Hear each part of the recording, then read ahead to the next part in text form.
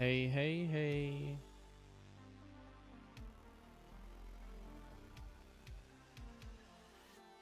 Oh, been a long day. It's been a long day, guys. Welcome in. Happy Monday. Good evening. We lost an hour. No, we gained an hour. It's dark quicker. That's the thing I don't. Appreciate you guys coming out, hanging out with me. I see Jaden in here. Jaden's always very prompt. Very, very prompt. And we have a lot to. I've been missing out on my home. I really have.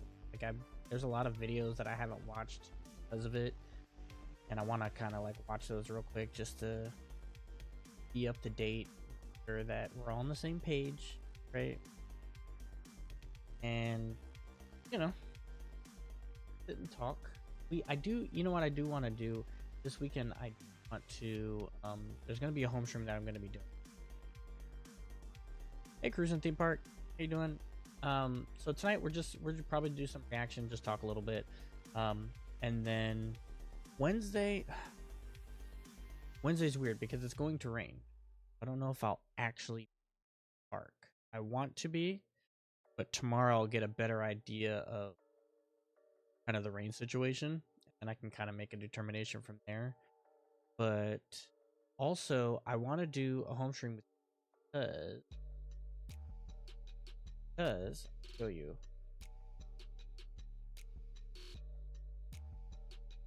on my wish list.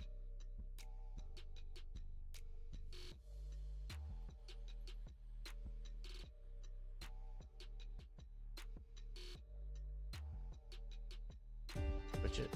Oh. That made noise, but where we at here? We switch window capture. We have Planet Coaster coming out. And since we are a theme park channel, we go to the theme parks and have fun. But also, I want to do some other lighthearted stuff with you guys. So I was thinking that we can get Planet Coaster and we all can make a theme park together. We'll make our own theme park.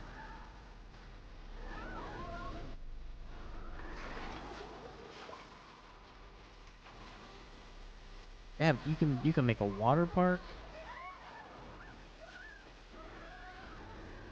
We can ride the coasters.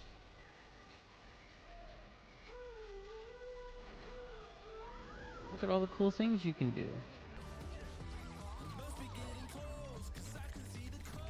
We can make the colors. We can do all that stuff.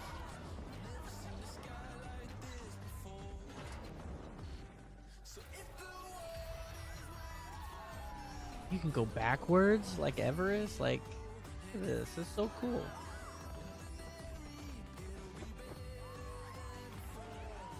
Look, and they look like they're having fun, right?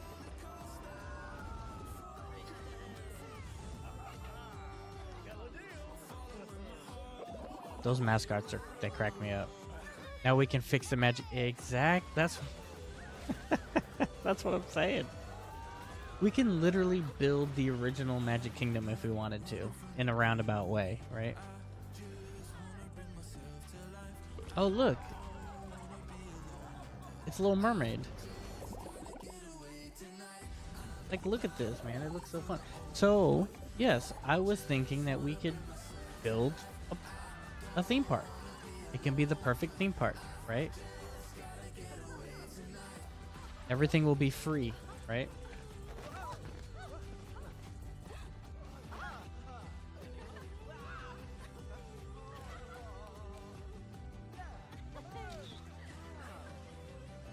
Oh, they found true love.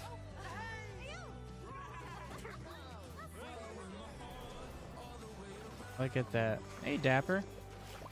Welcome in. So, yes. And this comes out Wednesday. So, if we don't go to the parks Wednesday, we could stay home and do this. for a little bit. We go to the parks Wednesday. This will be like a weekend stream where we'll hang out, we'll build a park, you know, we'll have some fun, you know. I think it's pretty cool. Now, I do have the first Planet Coaster. Okay, I already have this one, and I have all the expansion. And where's all the expansion? I have where does it show that? Wait, did they add some?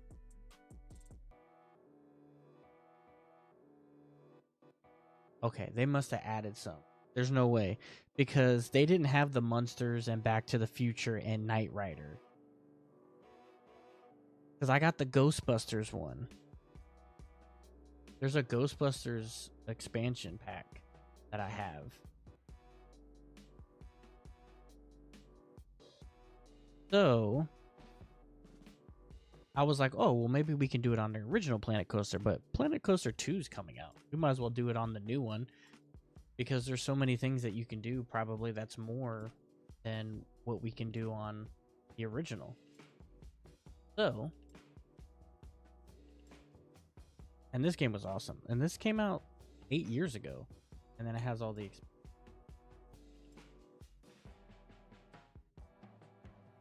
so, but yeah, Planet Coaster 2 is coming out, so I wanted to do that. So we might do that. It just depends. Okay, but that's neither here nor there. Oh, I just turned me off. There we go. So yeah, that's a possibility. So I just got to figure out what's happening tomorrow. That's all. But there is a lot of videos I've been wanting to watch just to figure out like what's been happening, man. It's been so much. There is a Universal Studios video I want to watch, right? Universal Studios Orlando. That's only a minute long. There's another one, right? That was 6 days ago. I mean, it's a quick video. We can watch it. Was that the one that came out though? Was that the recent one? Look at these guys. I don't know who they are. Talking up. Okay, so we have to watch that first. Did you guys? Right, Mark? It does look fun. Did you guys get your Universal tickets? I hope you did. I mean, I'm sure there's still some available, actually. Check.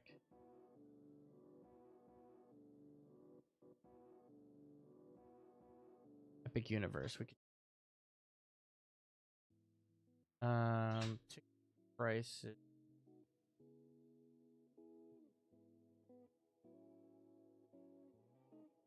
Floor ticket.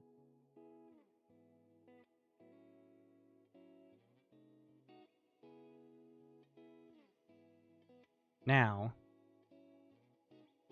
Oh, hi, Mark.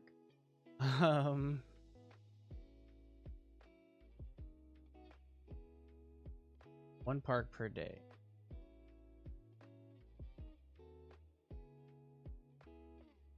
Let's see.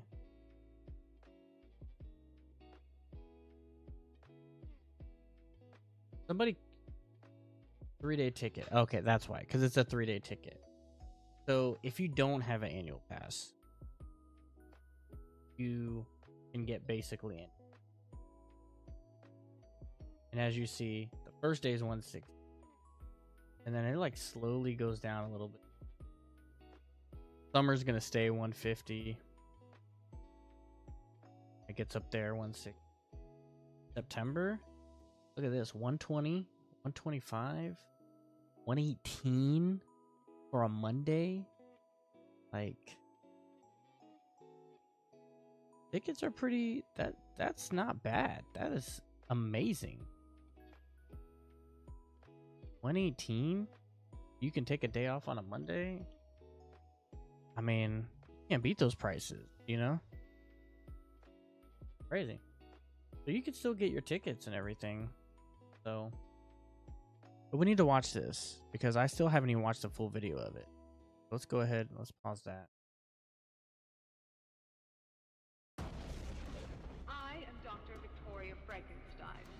Are you? Together, we will finish what my great-grandfather started. Show them.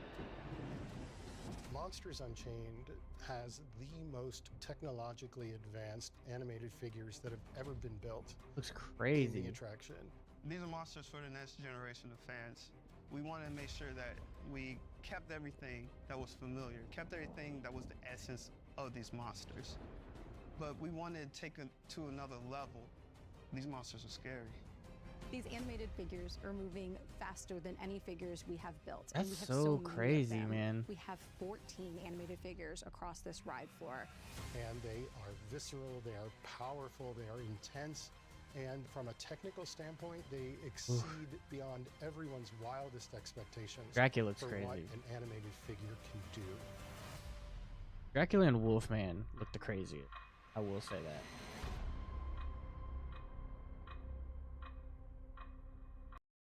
That's crazy. Where is this wolf? Watch him again. The most technologically advanced animated figures that have That was ever crazy. been built. Where's Craig's robotics when you need him, bro? Right, Joe? It looks so dope, man. I wasn't even paying attention to this part. Finish what my great-grandfather started. Show them. Monsters Unchained has the most techno. For the next generation of fans, we wanted to make sure that I will say Frankenstein monster looks good. He looks good. This wolf right here, this wolf man. These animated figures are moving faster than any figures we have built. Jeez, that's man. That's sick. Yeah, Craig needs to come up here, man, and show us what's going on with these figures. We have 14 animated figures across this ride floor. And they are. His, I gotta say this. His eyes is supposed to be cockeyed like that. Like this. I thought. I mean, I know he's not a cat. The eyes go straight up and down for a cat, but I mean, I guess he is a creature from the lagoon. So this vampire, this Dracula looks pretty sick. And from a technical standpoint, they exceed. You know. I'd like when his hair's messed up. That's what's so funny about it. Like, how are they gonna keep his hair intact? I gotta see it again. Hold on. Are intense, and from a technical standpoint, they exceed. So good. I love it. It does look good though. I can't. Probably I thought I was gonna be giddy for I guess Nintendo World or Harry Potter or something. Because I love Harry Potter. I like Nintendo. I mean, everything else in Nintendo is probably not going to be as great as the Donkey Kong coaster itself. Like, the coaster that's my main thing for that area. That coaster. That's it. And I know that's going to be a long wait for the coaster. And I'm willing to accept that. Especially for a Friday. And then Harry Potter. Obviously, Harry Potter is big, so I know that's going to be. But I didn't know a lot about this monster stuff, the Dark Universe, until that Wolfman mark is crazy. I didn't know about the Dark Universe stuff until they started posting stuff, a month or two ago. And the more I see about it, the more I'm like, that's the spot right there. That's the one that overall I'm looking forward to the most. Just because the way they're doing the characters and animatronics and everything. I'm trying to see if there is another video. I thought there was a video. Usually they do some stuff. He usually talks. They usually talk about merch. All right, we don't want that. Got the opening date.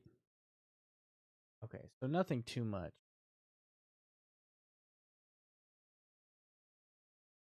Really talk about. So nothing over the. But yeah, I can't wait for it. It's gonna be dope. Dope is dope. Where's that other?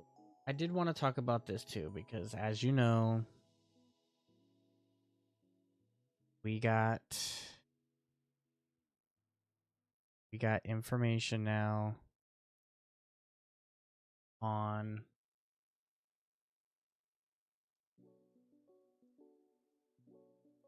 the premium lightning lane. Premium lightning lanes is out now, right? It's out in the wild. People are buying it or not buying it. I'm not, but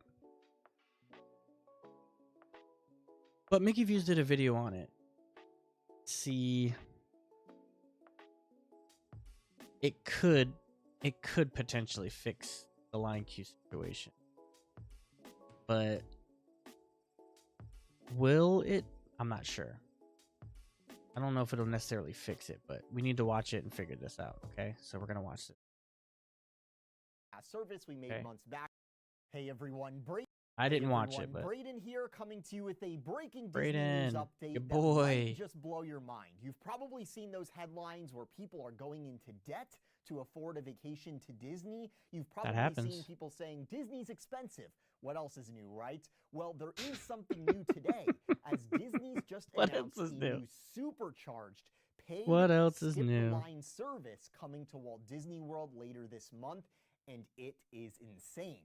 The crazy thing with it is, though, this very expensive service could actually solve a problem regular guests who have been going the past few years, who don't want to pay for all these little upcharges they've been facing, where the issue you have is the lightning lane, the faster line that people pay for. There's so many people in it, it ends. You've all seen this. What's the mortgage rate? Yeah, the mortgage rate for the premium lightning lane. You can pay monthly, you know? You just got to pay interest. Dude, it's so crazy. I mean, the thing is about it is that only certain people can get it, right? You're only at certain hotels. But I like it being okay. So there's a good and a bad, right? Lightning lanes being $20, $30 is kind of good, but it's also bad because, as you can see, there's all these people for a lightning lane, which is weird. But then again, 85 minutes for Toy Story Mania is absurd. Ends up slowing down the regular line, the standby line, quite a bit, which is contributing to a worse guest experience for those who already paid a lot for admission and just want to use the regular lines and don't want to do any of the upcharges and have to be on their phone all day, booking, skip the lines, and all of this.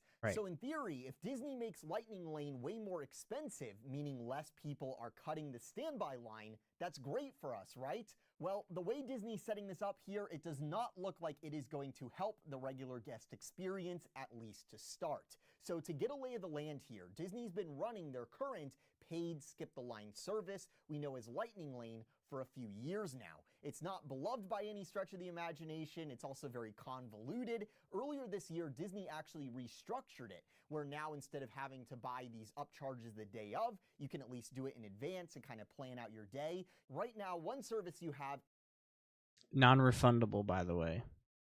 Non-refundable is Lightning Lane Single Pass, where you can purchase a skip the line pass for a single attraction and use that faster queue one time. These are the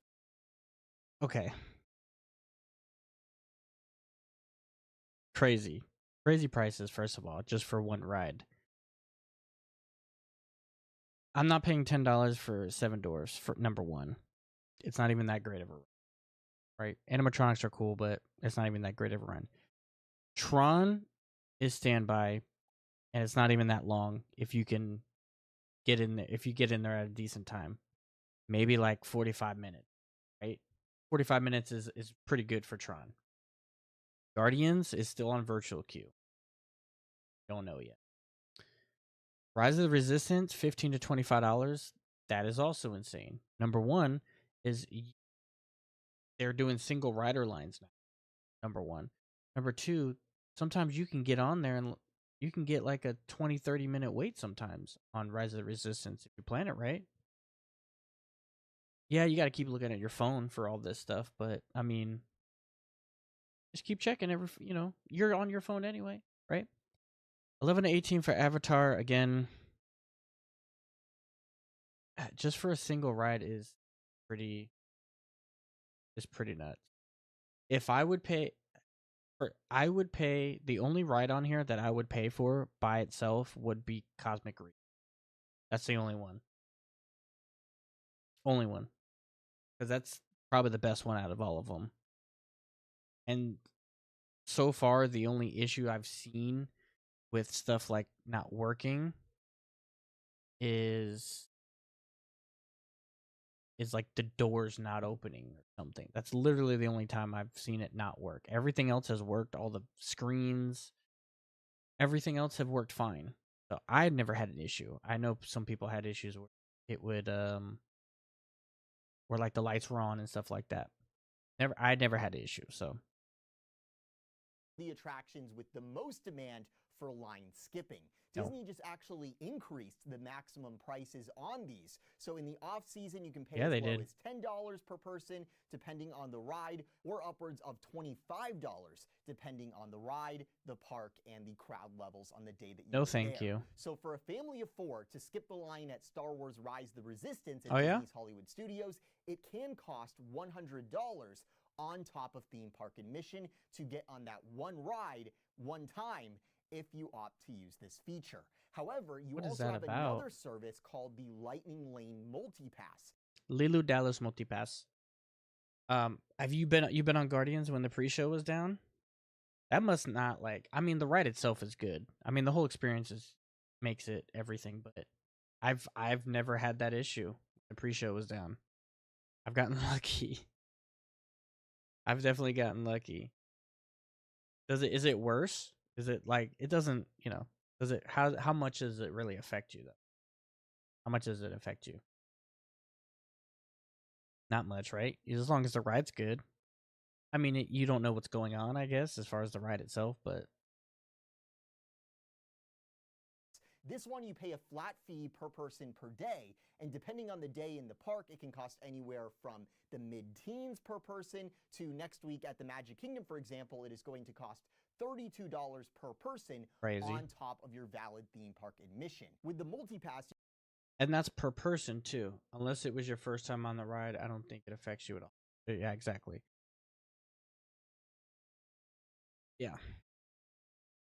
And that's per person. So you're paying lightning lanes per person, which I'm glad. I'm kind of glad that I usually just go by myself, or it's just Amber and I, because paying $20 per person for lightning lanes, and you're still gonna have to wait in line usually for, I mean, waiting in line for like 10-15 minutes is not bad, because usually the lightning lane itself is not a lot, and then when they merge you, that's when it usually so it's definitely a good trade-off, but just thinking having to pay multiple for that, crazy. I'm so glad I don't have to pay for myself most of the time. So you get to pick 3 attractions that you want to skip the line at in advance. In many cases, you can book this a week out, or depending on what hotel you're staying at, you can book it out even further in advance. The caveat with the multi-pass is you don't get access to those single pass attractions that people really want to skip the line at. Also, there are tiers of rides within this service at each park, so you can only book one of the most in-demand attractions to start with. Oh, yes. Which is interesting because Millennium Falcon, why is Millennium Falcon on this? It shouldn't be on here. It really shouldn't. It's not that great. Honestly, it's not that great of a ride. It really isn't. I feel like it's just okay. But to each his own. You know what I mean? Rock and Roller Coaster, I understand. Slinky Dog and Mickey and Minnie, that could also be a toss-up. I mean, it is popular. It's a great ride. I like Mickey and Minnie. I'm not saying it's bad like Millennium Falcon, but I understand what they're trying to do. They're trying to, like, space things out. Epcot, Soarin', that's dumb. And I wonder if they'll keep that when Guardians becomes part of the multi-pass too. Which, let's face it, come on, dude. Oh, I'm gonna say something about Epcot. It's my favorite park, but I'm gonna say something about Epcot that it's lacking a lot. It's basically, if it gets any worse, it will be Animal Kingdom. I'll be honest with the rides, because if you count out the rides, it's only got like one or two more rides than Animal Kingdom, or attraction, or whatever you want to call it, whether it's a show or whatever. Um, so once Animal Kingdom builds up the uh South America area with Encanto and everything, Epcot and Animal Kingdom will basically be equal with probably the amount of rides it has. Um, Probably just because, well, not necessarily the amount of rides, but like, because Epcot has Frozen, and it has Ratatouille, and it has Guardian. Those are like the three big ones. It also has Test Track too, but Test Track is down, right? Right, future Test Track. You're right, Mark. Just as I was spitting it out. So we do have Test Track looking forward to, but Epcot's not far off from Animal Kingdom. Let's be honest here. When I go there, usually when I go, I one of two things. Either you can get on half the rides in 5 minutes, or it's so busy that these rides are like 15, 20 minutes. And you're like, it throws you off because like Figment is a 15, 20-minute wait. Why? Why is that a 15, 20-minute wait? And I just remembered I have a drink in the freezer. Let me go grab that real quick before it explodes.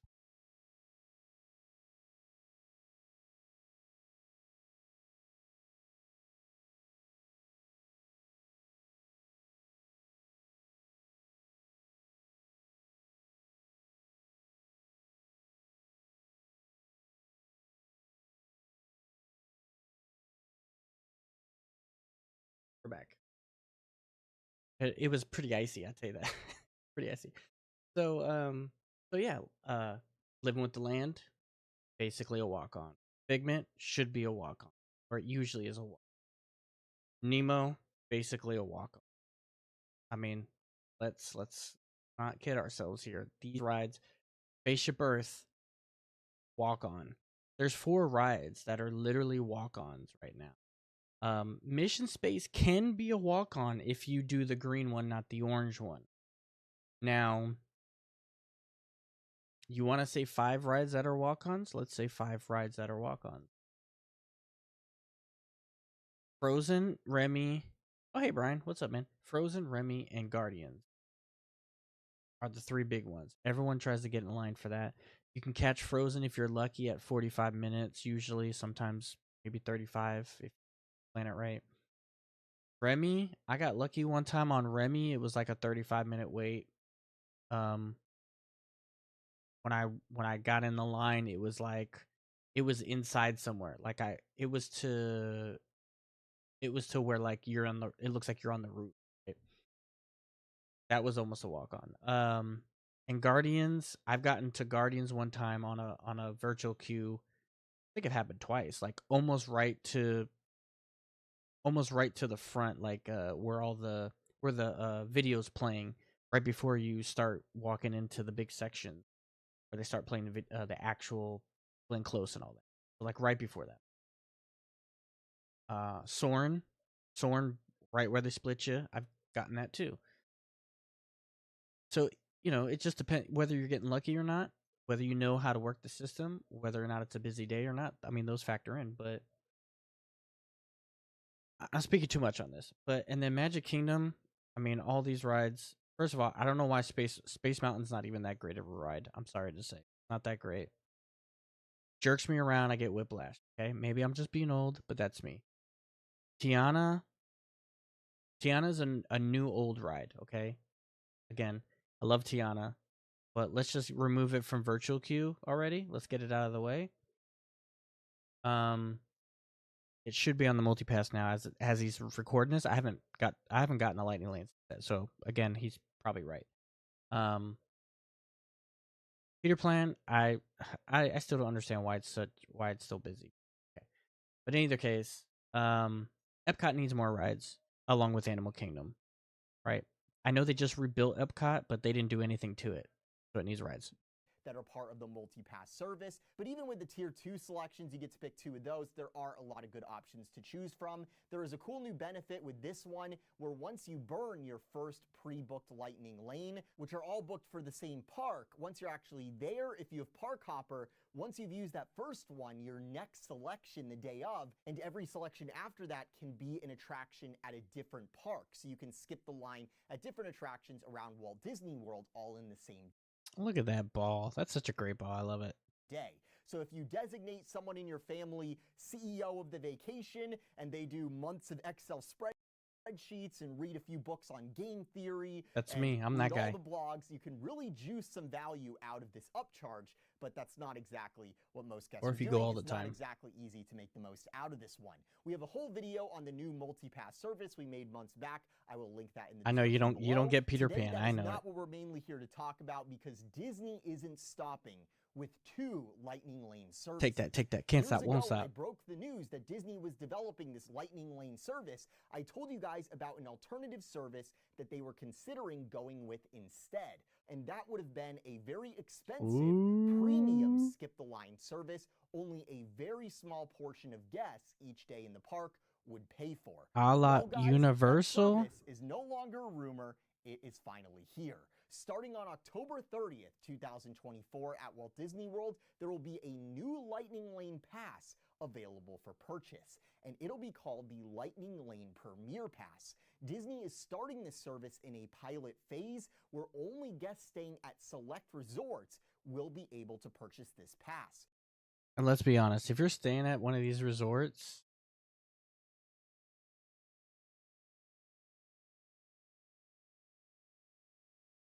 hold on, let me read them before. Let me read all of them real quick, just to be sure.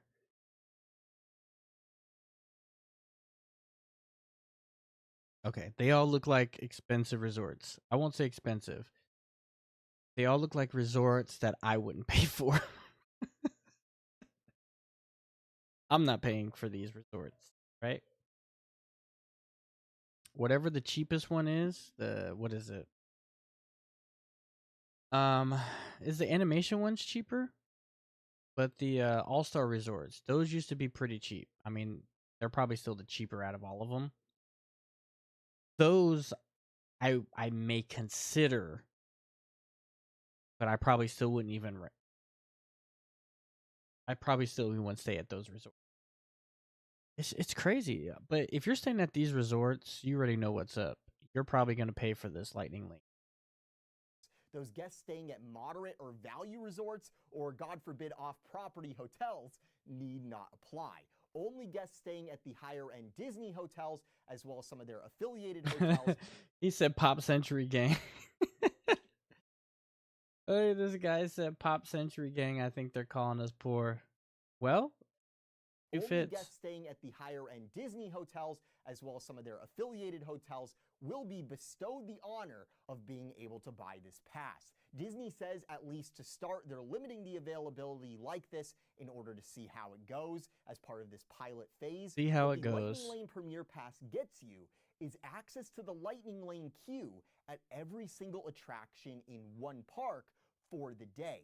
And you can use that Premier Pass at each attraction in the park you purchase it for one time throughout the day. So the benefit here is instead of having to buy a Lightning Lane single pass, the a la carte option, or getting the multi-pass and having to book rides in advance and then be on your phone throughout your park day booking more, there are no individual ride bookings necessary with this pass. Which is good if you are from out of town. Like, if you're not from this state, or if you're at it, like you're in Canada or something, you're coming from Europe or whatever, you don't come here often, this is definitely great. You don't have to worry about anything. You can go on basically every single ride. You got the Lightning Lane for literally everything. You don't have to rush, like all that stuff, right? Perfect, right? Us annual pass holders, us Floridians, you know, let me just say, what's wrong with being on your phone 5 seconds? Like, it's really quick. You know, I'm on the stream, I do it all the time. I'm like, all right, let's see what's up. All right, let's grab this one. Boom, done. Let's go. And usually it's like within 5 or 10 minutes of me booking it, so I can just go. But, you know, like I said, people are on vacation, they're from out of state, out of country, whatever. Perfect. Because they're paying for the hotels anyway. So you know they got money. They're going to pay for this. Per person, though, iffy. You buy the Premier Pass for the day, and you are good to go. You can go use those faster Lightning Lane queues at each attraction in the park. Such a great ride. I love it. One time per day. With this pass, you can hit every ride that has a Lightning Lane queue, including the ones where Disney sells those single passes. And it also includes all the tiers of rides available for bookings on the multi-pass as well. And Disney's also throwing in photo pass downloads for the day with this pass as well. You better. Inside the My Disney Experience app, it'll let you know which tell me. attractions you've already used your Lightning Lane Premier Pass at for the day. That's and true. Which ones you still have yet to go. And you can go around skipping the standby at every ride. It should be unlimited. One use per ride throughout the day, but you are going to have to pay for it. How this works is similar to the multi-pass. 7 days before your first day at Disney's Resort Hotel, you can buy these for each person in your party, for each day, for up to the first 14 days of your trip, if money is no object to you. Because if you scroll way to the bottom of Disney's website into the FAQs, how much do Lightning Lane Premier Passes cost? Quote, prices for Lightning Lane Premier Passes vary by date and theme park.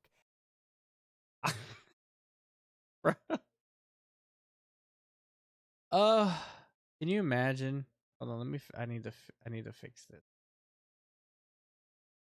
Because I'm leaning like this way. The pricing on this though, man, is so crazy. And I know it's, you know, depending on if it's a busy day or not, it varies, but it should be unlimited. It shouldn't be $400 per person. It should be anywhere from $200 to $300 per person at the most for those hotel people. At launch, prices will range from $129 to $449 per pass plus tax. No way. With the highest prices falling on a limited number of days. Oh, here we come. We're Christmas time, boy. We're coming, boys. Here's a look at the pricing at each park, where the lowest numbers you see are what it will. Look at Animal Kingdom. Oh, poor Animal Kingdom. 129 is like the lowest. That is kind of funny. But you see, look at Epcot. It's not far behind. I'll tell you that. Magic Kingdom, though. I mean, everyone goes. When people go to Disney World, they think of Magic Kingdom. Will cost at each park in the off if money is no object for you. Days, like the middle of September, and the highest numbers are what it will cost on those peak days, like you'd see on 4th of July or Thanksgiving or Christmas, days like that. And summer. Keep in mind, we're talking about that is the price per person per day. So what we're talking about here is for a family of 4 on the launch day, October 30th, this service will cost $329 per person at the Magic Kingdom. So per that person. Is $1,300. You see what he did though? Universal Studios Florida, $110. Islands of Adventure, $115. I've been sensing a theme for like the last year or so. Actually, ever since I got my annual pass for Universal. It's just like, okay. Universal's rides, they have as many rides as I would say Animal Kingdom or Epcot, right? But it's still like what, 40% cheaper? 35% cheaper than Epcot? And with the annual pass you get free premium parking. Then you get what? You get discounts galore. You get 20% off a lot of things, like yeah, and it's for a lot of people who just don't think twice about money. Exactly what it is. Like I said, people out of the country, they're coming here, they're spending $500 a day for hotels. What do they care? Per person at the Magic Kingdom. I don't care. So that is $1,316 pre-tax for a family of 4 to opt for this add-on. And you know what? If they can do it, more power to them. You know what I mean? If I had the money and I didn't come to the parks often, maybe I come once a year or something, I would totally do that. It's easy. I don't have to worry about what rides we ride and don't ride. Like, if you want to ride every ride, let's be honest, but no one wants to ride every single ride. There's some rides that you don't want to ride. I don't want to ride Aladdin because I'm riding Dumbo. Same thing. So why am I riding that twice? I might as well. I mean, it's basically Dumbo, but just for Aladdin. So it's like, oh, I want to ride Dumbo again. Well, guess what? You can ride Aladdin. So it makes sense in that regard. But no one's riding every ride. You riding the carousel? Might if you only go once a year. But again, I go all the time, so I can't really say. Lightning Lane doesn't have. Did they mention that these work for character meetups too? No, we wouldn't.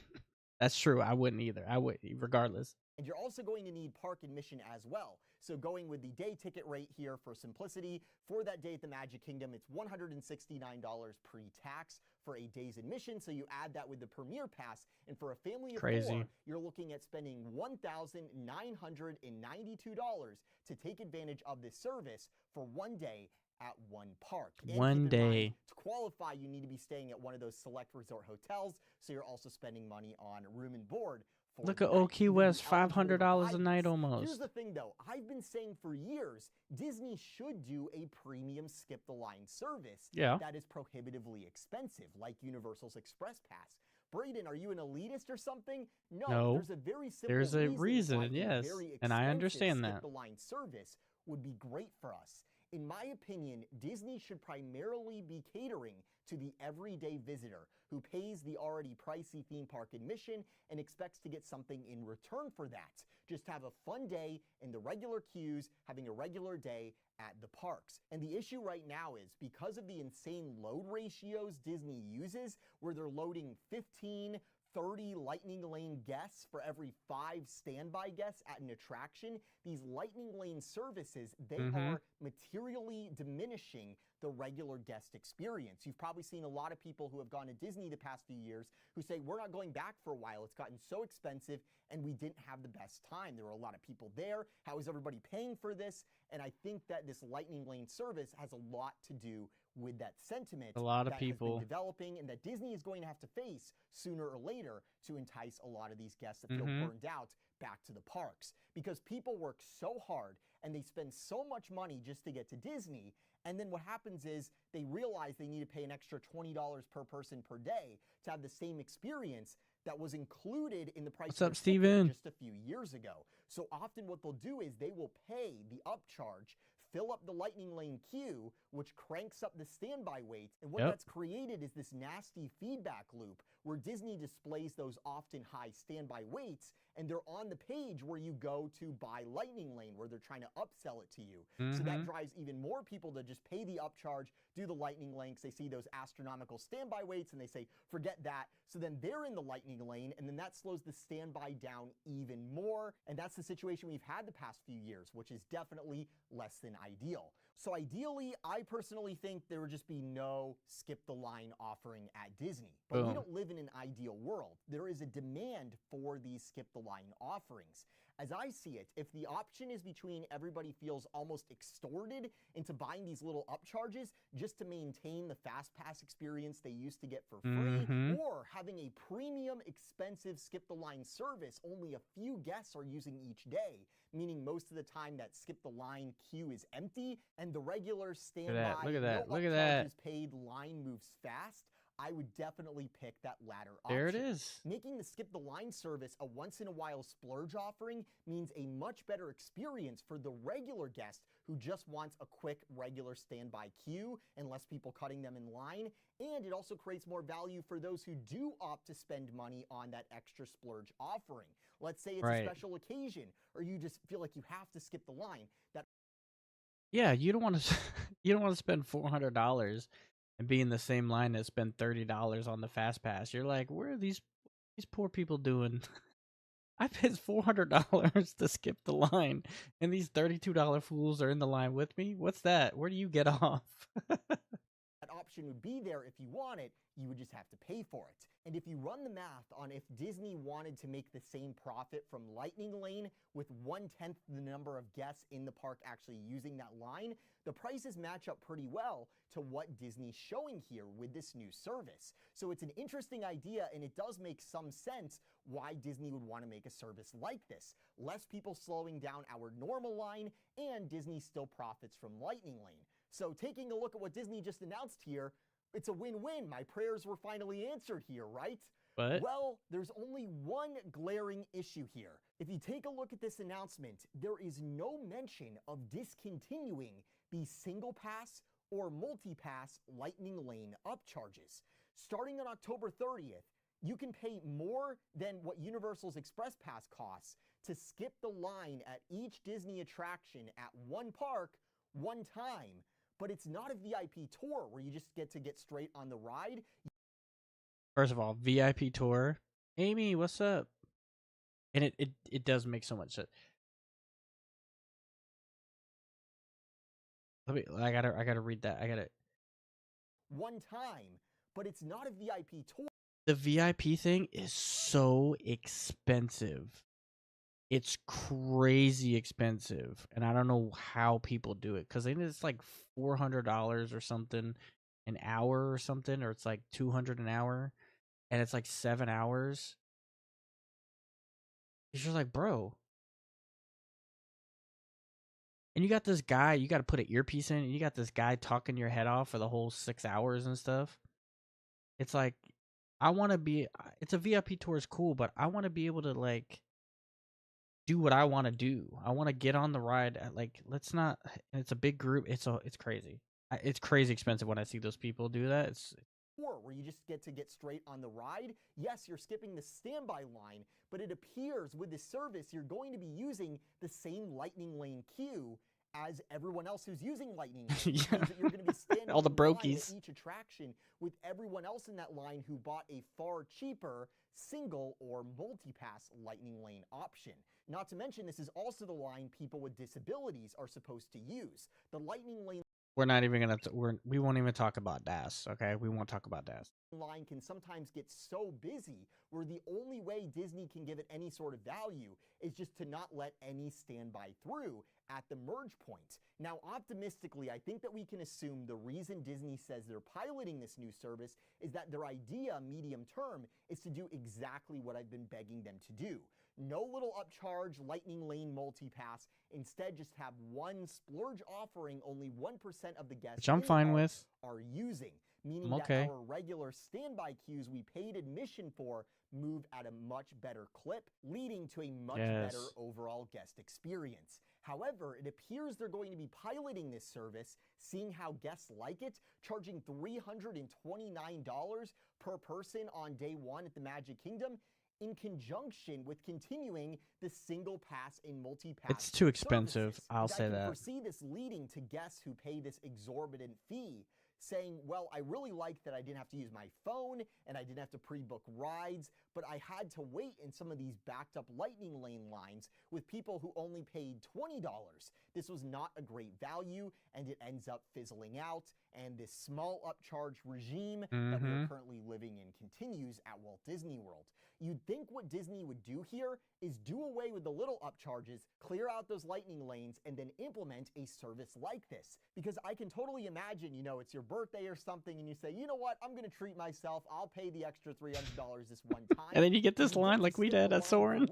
Because the Lightning Lane queue is empty, that would be worth it to people. It would sell out, I suspect. But instead, for the time being, it looks like we are going to have 3 services running simultaneously, which is just wild. We can assume the reason Disney's doing it this way is because they just aren't able to commit to a completely new model right away, and they don't want to interrupt the profits that are coming in from the existing Lightning Lane service. But I really think that piloting this in conjunction with running the 2 existing not great, services could hinder its success and the value that you could possibly get out of it quite severely. So I really hope this works and they can get rid of the little upcharges. I cannot emphasize how great that would be for us regular guests who aren't going to pay any upcharges. I'm not paying for Lightning Lane. I'm not doing it. I told you guys when they announced Genie Plus, I'm not paying for it. And if there were way less people in the Lightning Lane queue, it was just this once in a while splurge offering, a very few number of guests each day use, our standby lines would move so much faster. They would move faster than the Lightning Lane currently does. But I don't know, guys. The way they're implementing this, trying to do all three at once, I'm concerned this isn't going to work nearly as well as if they would have just committed to this one service and tried to set up that way for a while, or factored in the loss of value due to all the extra people that you're going to have to wait in line with, at least to start here, by pricing this lower until it does become the only Lightning Lane option. Let me know what you guys think about this wild service. We'll be watching this service debut soon and see exactly how it works. Is it possible that they're going to make another queue or another way to get on the ride, going through the exit or something for these people? I just can't imagine spending over $300 to wait in line with someone who spent $15 to be in that same queue at any given attraction.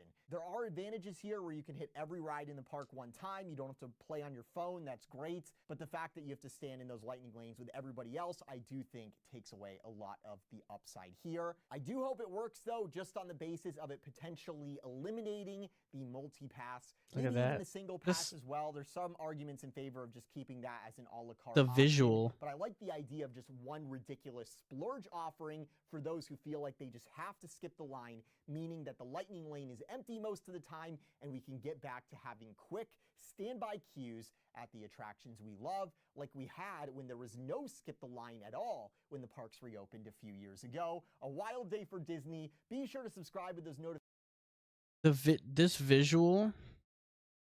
This visual kind of does it.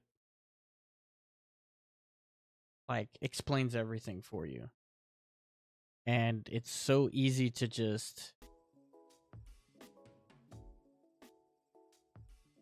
get it when you see it in action like this, right?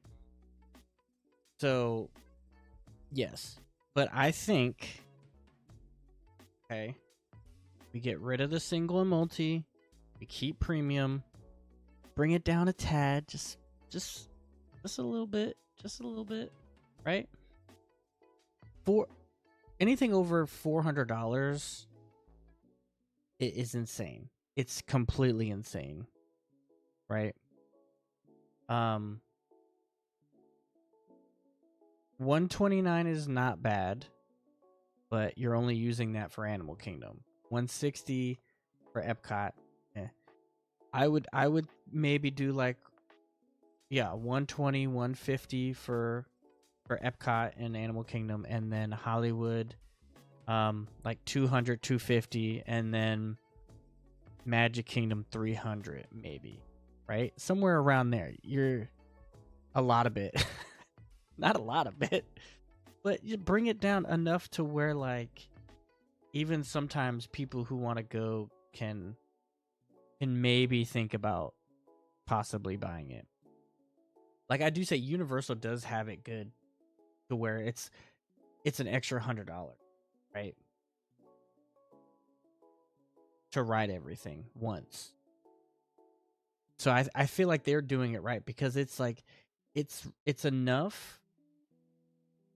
And you know what? The other thing is too. I know that Magic Kingdom is the bigger of all the parks, right? And they have like 20-something rides there, and then all the other rides don't have under 20, and that's why it's more expensive.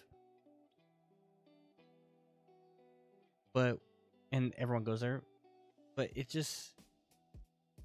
that doesn't matter, because the way that all of our bank accounts are set up now, like no one really wants to pay that, except for maybe the out-of-town people. So if you want other people to consider paying for it, you got to drop it a little bit. Now maybe you give the out-of-town people like the unlimited version for $400, right? A limited version. How can a family pay $400 per person? There isn't. It's not really, no way. But what I'm saying is, people that come from out of the country, Canada, Europe, whatever, they're visiting, they're staying at these expensive hotels paying $500 a night anyway. That's nothing to them. They're going to pay it. I'm sure there's people that have paid it already. But to have both, it is contradicting each other. Right? So we need to have a happy medium between the two. So lower in the premium pass, the way like Universal does it, and get rid of the multi and single pass, and you'll have a happy medium. They're just doing it because they're Disney and they know people will pay for it. That's really all it is.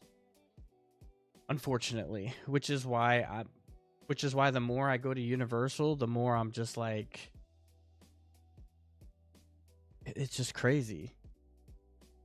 Like, yeah, Disney knows that they have all the nostalgia, they have the Disney name, they have all the characters, right? But that's why they do these things, because they think their stuff doesn't stink is what it is. So yeah. Lower the price. Let's get it, you know what I mean? And then everyone will be happy, right? And get rid of the regular Lightning Link. So that's my take. That's my take on it. But great video. I love it. He's totally right. I agree with everything. Right? Agree with all of it. As a Genie Plus, you'll be upset if they get rid of him. Yeah. Hey, Latoya. What's up? How you doing? Appreciate you coming through. I know our oldies are up on a Monday night. So yeah, there's that. He also has another video, Dirt is Moving. There's just so many videos I've been meaning to catch and watch and stuff. I just don't have time for all of it. Oh look, How It Worked. Jaws. Where you see that? We'll eventually have to watch it. But let me see what else I got. I maybe have time for one more, right? Maybe I have time for one. But I have a lot of these old videos that I haven't watched. Work underway.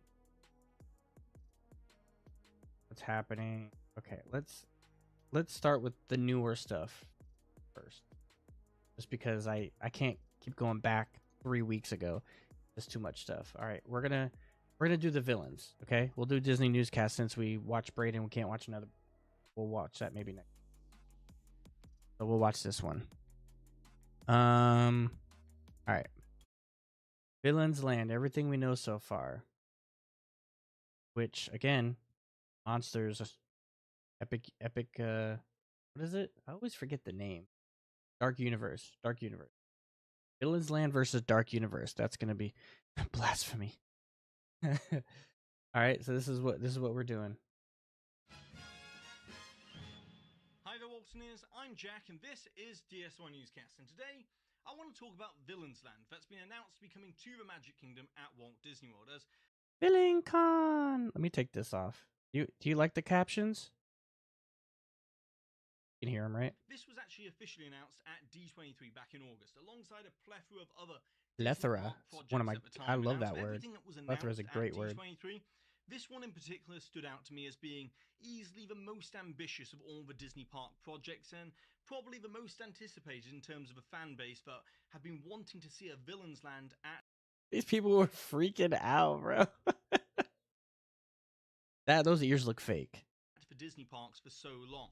And supposedly, everything that was announced at D23 should be complete within the next 5 years. At least that's what Disney told the members of the media in attendance at 5 D23. years. So hopefully by late 2029 at the very latest, we should be able to walk into this Villains Land or Villains Kingdom or whatever they're going to call it and experience it for ourselves.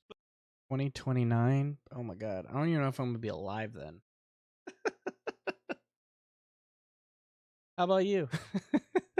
But today, I want to talk about everything we know so far about this Villains Land concept and begin VillainCon!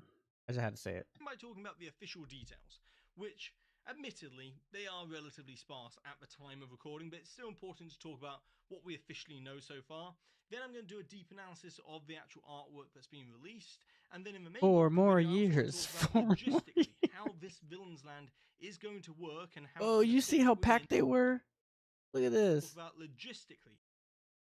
Look how packed that is. How this Villains Land is going to work and how it's going to fit within the Magic Kingdom. As after all, where it's located is going to decide an awful lot of what they can do within the space itself. And it's very important to understand the expectation of what we can see from this Villains Land. But where I want to begin is the official details. On Disney Parks blog, when they announced this Villains Land, they said that it's going to have 2 major attractions within the land. It's going to have dining and shopping, which of course no Disney park land would ever be complete without.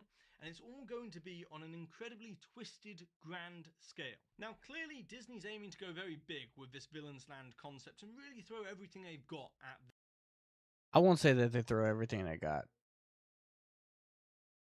You thought Villains was going to be out next summer? They're going to build a whole they're going to build a whole themed land in 1 year.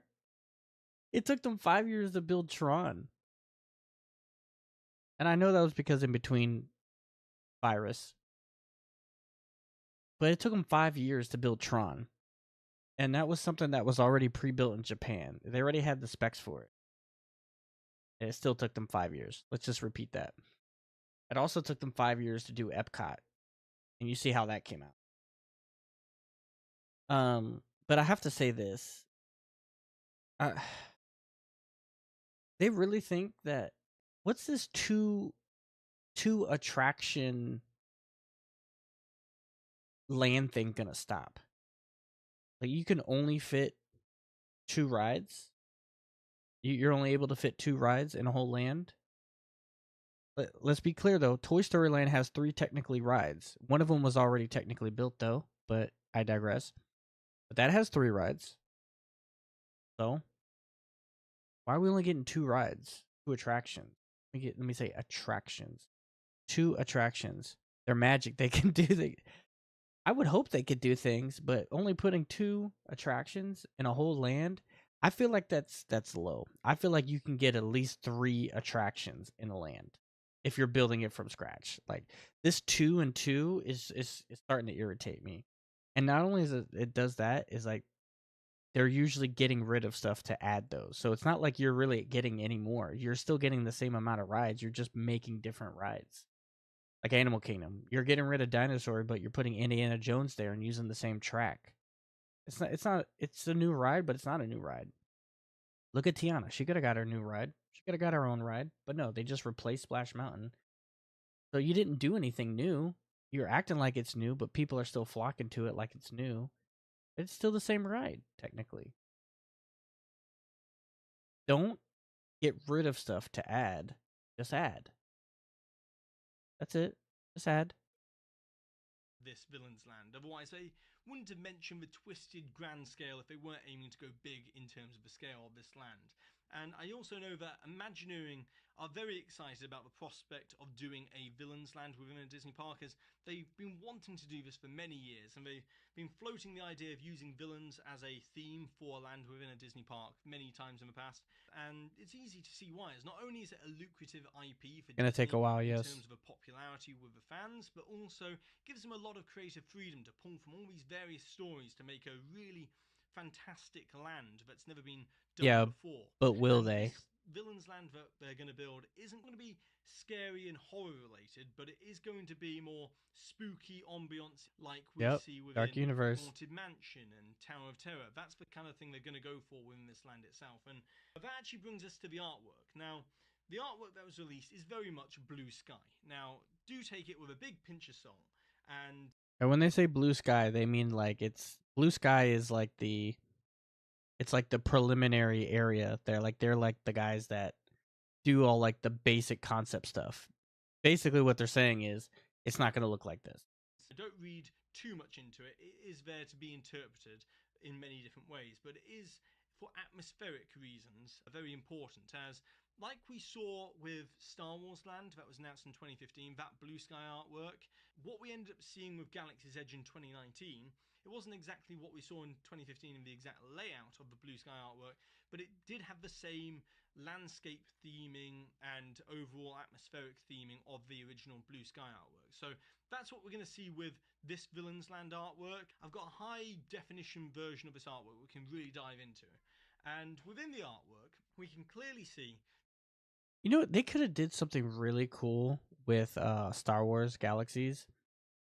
Kind of like the same aspect that you see Spider-Man at Avengers Campus in Disneyland, where they have the animatronic and he just flings. They could have had a drone. They could have had a bunch of drones in the shape of a ship in the background of Galaxies. because they have the sound for it. Make it look like it's lifting up and leaving and like going to a different area of the park, and then it lands somewhere. And then like 10 minutes later it comes back and it lands. That could have been so cool. That would have been so cool if they did that. And it's so easy. It's so easy to do. You program those drones to do that they do that show, that drone show at Disney Springs. You could program drones to make it look like a ship, cover it up with a ship looking device, make it light, and then just boom, boom, and then land.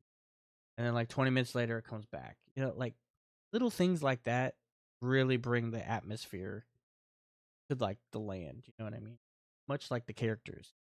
But Maleficent is featured very heavily within the land, with Maleficent's pet Raven, Diablo, seemingly in the foreground of the artwork. And then obviously Maleficent How you know that's Diablo? is seen in dragon form in the background of the artwork. He messes somebody up back there.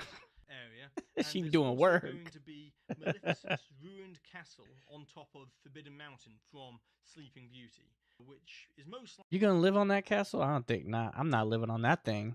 Likely going to be the central icon within this villain's land. Now, I know there was some speculation that Chernobog's Mountain could be used from Fantasia within Villain's Land, but they're clearly moving in the direction of using Maleficent and this that guy was a beast though, as the central icon for this land instead. And tucked away within the Forest of Thorns, we've all seen this, but there appears to be an outdoor roller coaster track. Looks like a roller coaster. Along the track, which is obviously going to be one of the major attractions that they're working on in terms of concepts for this land. And then in the front center of the artwork, there appears to be another roller coaster track or some sort of ride track traversing underground. Now, I didn't see that. I didn't see that. The Magnificent Dragon roller coaster that we see in the background is just swooping and traversing around the whole land, or it could be a second roller coaster. But I'm doubtful not two roller coasters. No, probably do two roller coasters. It's one. It's going to probably be a different type of ride system for the second major attraction within this land. And then elsewhere within the artwork, at risk of reading too much into it, this area over here looks a little bit like it could be themed to Hades and the underworld. And then the area to the side of it is giving a more warmer glow, which to me is reminiscent of more of the Jafar kind of character within the artwork as well there. And then also within the artwork, there appears to be plenty of water features featured throughout, and that does align with what we've heard in terms of rumors that water is going to play a big role within the land as well and feature heavily in terms of water features and lakes and things like that. You mean like where Tom Sawyer Island is? Water? Sorry, Tom Sawyer fans. And also in the foreground of the bottom left-hand corner, there seems to be kind of like the Forest of Thorns and those brambles creating a kind of archway, which could be a entrance to this villain's land area. And so that's what we can see within the artwork itself. But then we come to what's pulling everything together in terms of a narrative for this villain's land to make sense. And we don't officially know what the narrative is, but reading between the lines here, the magic mirror from Snow White was used as a narrative device to introduce this land on stage at D23. It's a big announcement right at the end of the presentation. And then they've also announced that there's going to be a villains show that's coming to Hollywood Studios. Yes. I cannot wait for this. I know Jaden's upset, but no more cars. But this show, I have decent expectations for this show. I think it's going to be, I want to say it's going to be pretty cool. If they can, I want it to be a little bit more, I hope it's a little interactive with the crowd, right? I hope the evil characters are going to be like interacting a little bit with the crowd. You know what I mean? Not like an improv show, but a little bit of back and forth, or just like, talking junk or staring at them or something, some form. I hope so. And within the artwork for that show, it's also got the magic mirror as a narrative device for that show as well. And also the fact that Magic Mirror was within the Instagram promotional video they released as well. I think there's a lot of smoke where there's fire here. most likely Magic Mirror is going to be used in some way for this villain's land. So that will be interesting. Keep an eye out for that as well. And then the villains. Something kind of cool that could work, depending on how they do it. Just like Monsters Laugh Floor, they could have a magic mirror with a real person talking back to people as they're walking by through the park or something. Like the mirror's just on a wall somewhere, or maybe in the line queue or something, and then you can end up talking to it. That'd be kind of cool. But again, I think they might use it more for like Mr. Potato Head in Toy Story Mania than an actual live person. I think an actual live person would be even better because they can just talk junk all day to somebody, you know. It's like that. It's like that clown that you're trying to dunk at the fair. That type of vibe. What villains are they going to have within the land? And I think a good understanding of this would probably be the villain show over in Hollywood Studios, as within that artwork we can see Maleficent, Captain Hook, Cruella de Vil, Scar, Hades, Jafar, Ursula and the Queen of Hearts, and even Yzma from Emperor's New Groove. Now, I'd probably also add to the list there, probably the Evil Queen will be featured as the original villain of all Disney villains, and probably Gaston will probably be there, and also Dr. Facilier. But I need Dr. Facilier in my life, man. They totally snubbed him on Tiana's ride. I need Keith David somewhere. Give me Keith David somewhere. That's not been mentioned. I would love to see Chernobog represented in some way in the attractions as well. I think that'd be great, but that's probably the list of villains that we'll see within here. But being a villain's land, it leaves a lot more room for them to do a lot more things within the land as well. Now, with all that being said, let's get to the logistics of this whole thing. As we all know that Rivers of America is going to be removed in 2025, and this is where Villains Land's going to go. The front half of Rivers of America is going to be used for this Cars section and this Cars attraction within Frontierland that's themed to the National Parks of America. And then the second half, which is the much larger section of Rivers of America, if they empty down to the basin and they, clear out the outer perimeter of Rivers of America, you've got roughly 8.5 acres to work with there. But here's the important thing. What's important? If you look at the land suitability map that was released a few years ago by the Reedy Creek Improvement District, the land in the top right-hand corner that you can see within this satellite image is actually marked as marginally suitable and marginally unsuitable for construction. So why? Part of it they could use. And if they do end up extending into the backstage area behind the Haunted Mansion show building, then that gives them realistically around 11 acres to work with without going outside of the berm of the Magic Kingdom and interfering with the train track and all that sort of stuff. So it's possible that this land could be anywhere between 8.5 acres to 11 acres in size.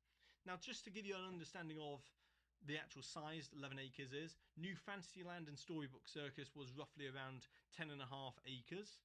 Pandora, the World of Avatar, is around 11 acres. And Toy Story Land itself is around 10.5 acres. So that's the kind of land we're aiming for here. And that's crazy. The total expansion size of Cars area within Frontierland and Villains would put the total expansion area for both of these lands at around 15 acres, which would actually be the largest expansion ever to the Magic Kingdom, vastly larger than New Fantasyland. So it's a big project they're working on here. Now, there was an alternative concept. I know a lot of people have said, that's a lot of land, man. America and build villains outside of a berm. Yeah. The Magic Kingdom on the ground outside I the wish. tracks. Now, there was a concept that was floated around. And problem. This would have been building it outside of the berm, and it would have been for kind of a villains village. And it was a much smaller concept, according to insiders who have disclosed this on the WDW Magic forums. And apparently this was kind of a bizarro village concept that would have been all these villains coming together and kind of setting up camp or a bizarro village on the outskirts of the Magic Kingdom. Not even sure if there were any major attractions planned as part of this concept, or if it was more dining, maybe a show and some shops as part of the concept. But it was a much smaller concept, and the reason for that is to build beyond the berm would cost Disney an awful lot more money to then grade all that land and get it all ready to be built upon outside of the berm of the Magic Kingdom. Then you've got the logistical issues of having to close down the train to do it as well, and all that sort of stuff. So it was a spiraling cost that made it kind of unattractive proposal there. And that's without even considering all of the issues they would have had with the South Florida Water Management District of going into more unused wetland area, which is what they're already having issues with. So don't even know if that was even a realistic idea to do, but they've gone for this idea of using Rivers of America and putting 4 attractions where there is essentially Tom Sawyer Island and the riverboat. There's essentially no attractions. Because let's be honest, is it really an attraction? I mean, it funnels people out of certain areas, but the boat's probably something. But let's be honest, again, it has no shops, and that's what's really important to Disney, making money. So they can use that space better within the Magic Kingdom. Better. But then coming back to this Rivers of America concept, it's important to understand where can they put show buildings for attractions and restaurants and stuff like that. And realistically, you've got to look at access roads and where's available backstage areas. And most likely, they will have to locate a attraction show building in the top right-hand corner behind the back of the Haunted Mansion show building. And so you've got a access road there already, and that will be very useful getting in and out of the land for operations and stuff like that. So there's actually enough space in that corner to put the show building from Rise of Resistance, which is a 100,000 square foot show building, very large show building in that space, and even put the restaurant the size of 25,000 square feet, which is actually the size of the Be Our Guest restaurant, which is what you can see here, in that space as well. And then the coaster's back that way. Would have to be accessible from backstage. So I think in that top corner, that's where we'll see hopefully a big indoor attraction show building for the villains, and most likely a dining, sit-down restaurant within the land as well. And then the rest of the body of the area where villains will be, you'll see kind of a village area probably, and you can have shops and retail locations and quick service, dining within the central part of the land, as that stuff can get restocked in the morning before the park opens or late at night. All of that sort of stuff can be handled quite easily without having to have that direct backstage access. Now, I mention that because the outer perimeters where it would touch the railroad track, you can't put a show building there because it would back onto the railroad track, and then you've got a whole issue there. So I reckon there's going to be some sort of creative theming that goes around the outskirts of there, and it will be, themed rock work or tree lines and stuff like that, but maybe the brambles from the Forest of Thorns around the outskirts of there, and it'll kind of add that backdrop to the entire land. And then in terms of the construction logistics here, it actually makes it very easy once they've drained the Rivers of America to get construction vehicles in and out and construction equipment in and out of the area to actually build this land without having to necessarily shut down the railroad track for many years like we saw with Tron, as they've already got a bridge there which lifts up and is a lifting drawbridge that's used for the train for when they needed to move the riverboat out of Rivers of America and backstage into the maintenance dock. So because they've already got that there, they can then use that to bring construction. That's scary. I don't want to ride that railroad anymore. After all, just outside of a I don't want to ride it anymore. They're going to be having a gravel laydown yard just outside, and that's where they're going to have to stabilize the land and use that for construction staging, so therefore they can build within inside the berm. So it all kind of adds up how they're going to do this whole thing. But also the fact that they've got that bridge there means that once the land's complete, they could possibly extend the villain's land outside of a berm quite easily if they wanted to, and kind of use that gravel walkway area if it's stable land under the to then kind of train. put some roller coaster supports in place and have maybe the Forest of Thorns outside of the track of the Magic Kingdom, so therefore you can kind of do this big attraction without it needing to go overhead of the rest of the land, but you've got all the extra space inside then of the 8.5 acres to 11 acres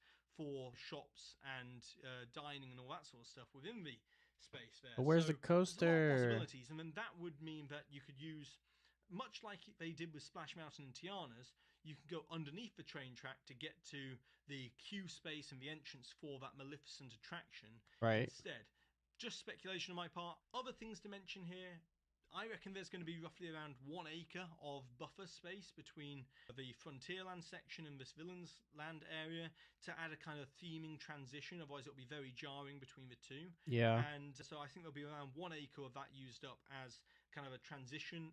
I think maybe putting like a portal or something would be cool, but can't really do a portal because it's too close to everything else and you're going to see the castle and the villain stuff from outside. So a portal doesn't technically work.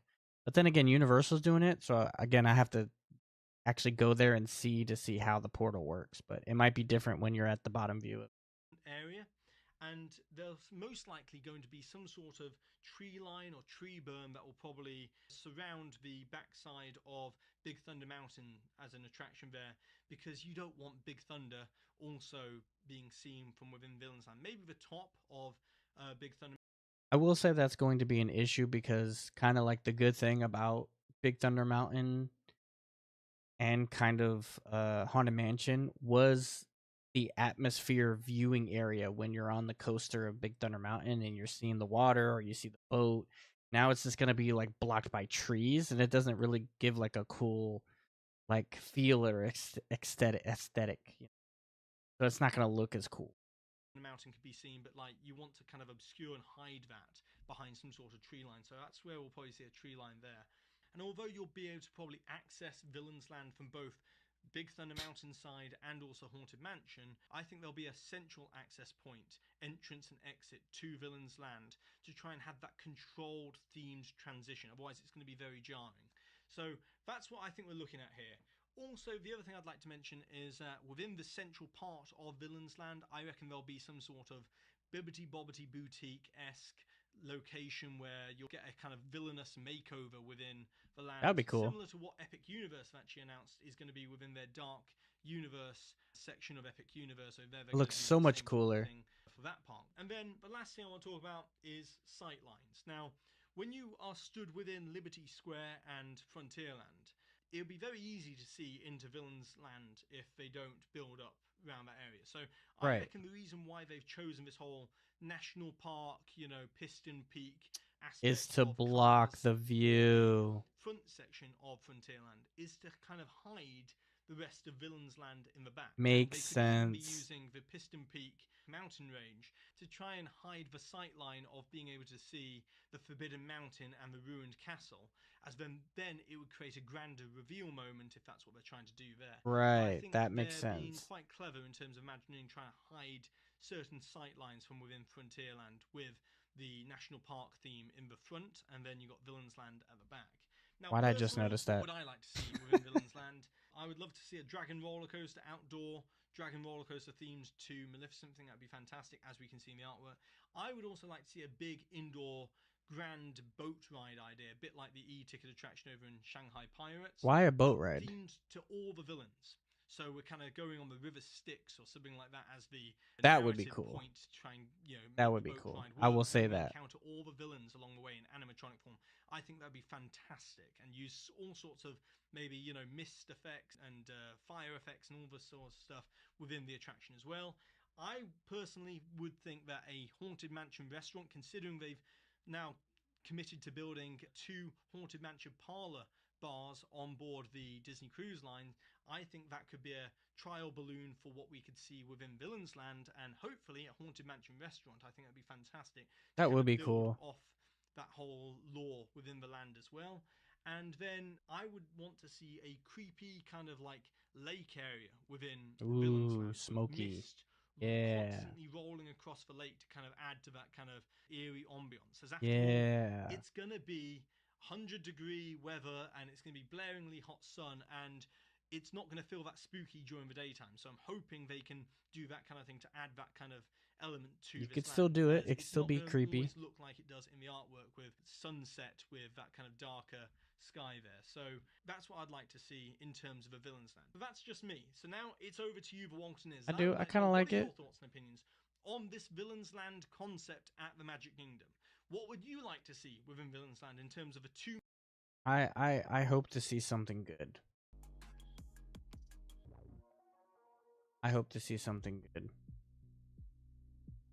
That's all I'm gonna say. I need it to work. I just need them to do it right.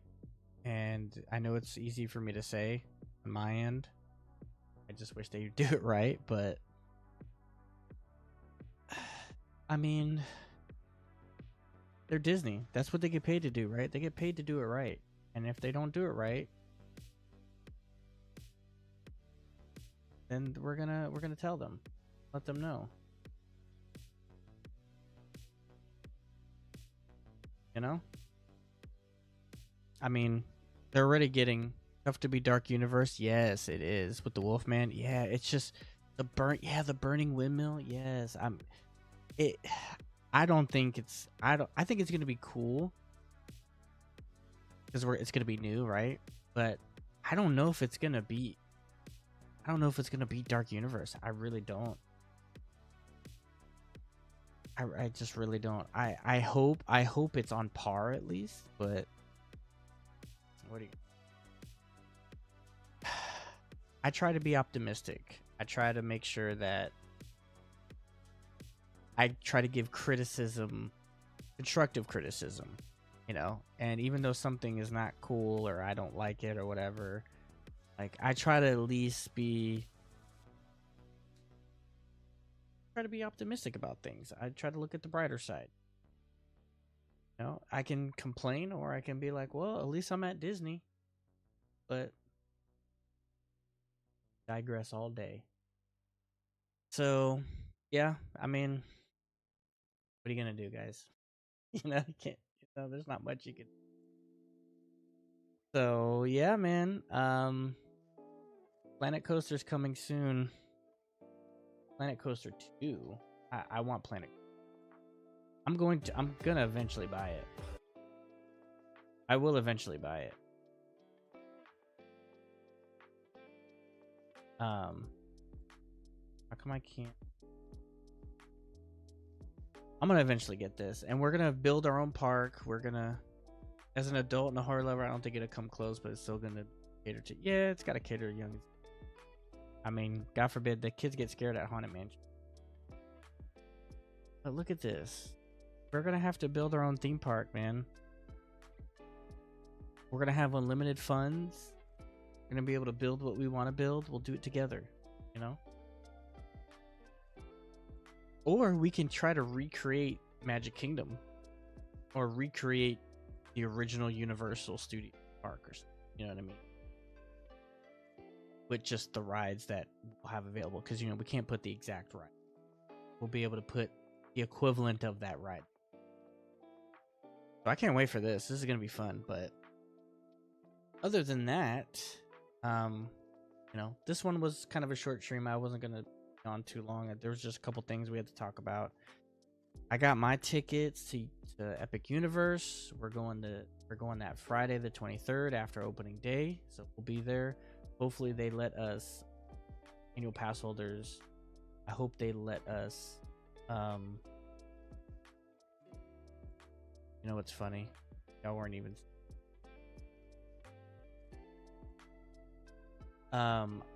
hopefully they give us some preview things where we can go there and preview it, go there like a whole day and just be able to go on the ride early in it. That'll be thing. I want that to happen. We can build a spooky theme park. That's right. We can do it up, you know? And we can have a water park, like have all that stuff. So yeah, hopefully Universal lets us get in free early, like in April or something. Maybe we'll be able to get in like pass holder previews and stuff. That'll be just amazing. That'll be epic, right? So yeah, guys, that's gonna do it for me today. I'm not didn't want to stay on too long. It is Monday night. You guys got to get your day started tomorrow. You know, I know you guys are probably in different states. I appreciate you guys watching. Again, as always, you hit that like button, subscribe if you haven't already. And we're gonna figure out what we're gonna do Wednesday. So just keep in tabs on the YouTube. I don't know what's gonna happen Wednesday. I really don't want to. You know, I don't like to go in there. Trying to record, trying to stream, hold my thing. I got the umbrella going, you know, I'm doing 15 million things. You know, I don't want to do all that. We don't have to do all that. So yeah, we'll figure it out. And yeah, man, we'll see you next time. Y'all stay safe. Do Wednesday in some fashion.